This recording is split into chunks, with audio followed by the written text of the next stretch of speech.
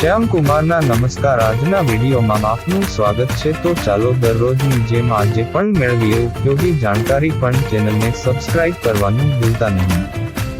દહીં સ્વાસ્થ્ય માટે વરદાનથી ઓછું નથી, તે પેટને ઠંડુ રાખે છે. તમે ઘણી બીમારીઓથી બચી શકો છો.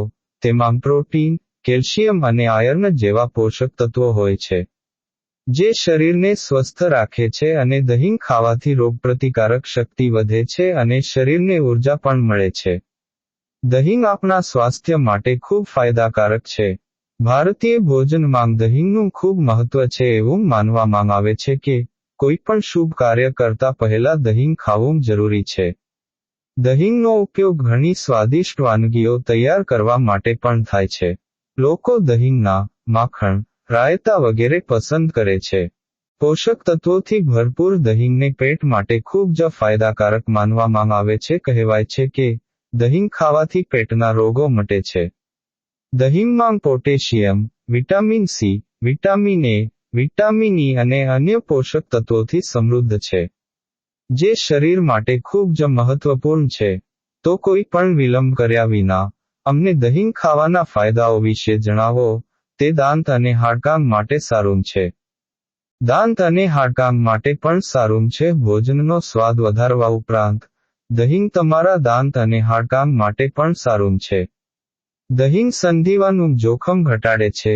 તેથી તમારે તમારા રોજિંદા આહારમાં એક વાટકી દહીંનો સમાવેશ કરવો જરૂરી છે. રોગપ્રતિકારક શક્તિ વધારે છે. પૌષ્ટિક દહીં રોગપ્રતિકારક શક્તિને મજબૂત કરવામાં પણ મદદ કરે છે. તેમાં એન્ટીઓક્સિડન્ટ ગુણધર્મો છે, જે રોગપ્રતિકારક શક્તિને મજબૂત કરવામાં અસરકારક છે. આ પ્રોબાયોટિક ખોરાકમાંથી એક છે.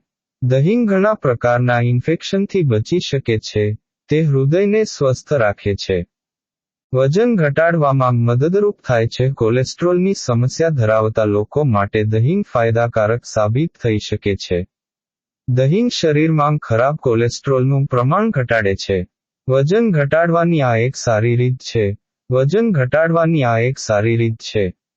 ઉર્જાનો સારો સ્ત્રોત છે. દહીં વિટામિન્સ અને મિનરલ્સથી ભરપૂર હોય છે.